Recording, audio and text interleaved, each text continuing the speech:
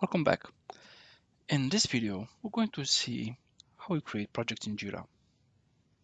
So in order to create a project, we go to the projects menu.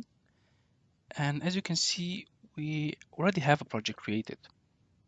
But let's create another one. So we go to create project.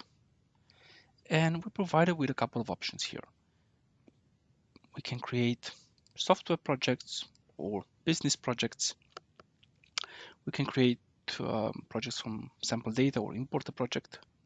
The most common one is the Scrum software development project. Let's create one. We select it, we go to next, and we're provided with the issue types that we have available. Let's go by the default and with the workflow. Name,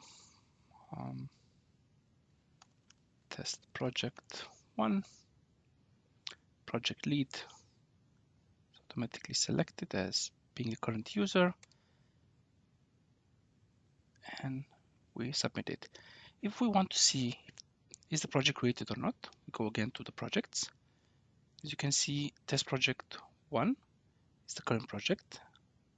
But if we want to see all projects, just click on view all projects. And here we have all the projects that are currently in our JIRA. Before starting with your projects or working with a project, a good thing is always to assign the users that should have access here. So let's do that. We select the project. We go here, project settings.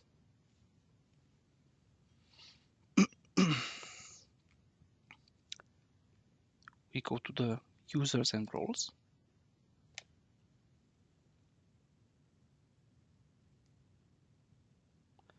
Okay, and as you can see, only the project lead is currently assigned. So what that means is if you start the project and you tell to your team, please have a look at the project, have a look at the issues, see what you can start working on, they won't be able to access it. So how do we add them? Just to add users to role. And here we have the groups and the users. Let's just see, do we have a developer? Yeah, we have 2 developers created already. And we're just going to make all admins at the moment. In the future, I'm going to show you how you can create different roles here. So let's add another one, another developer. And again, the person is administrator. Let's go back to our dashboard. Okay, and in the next video, I'm going to show you what we can create in a project.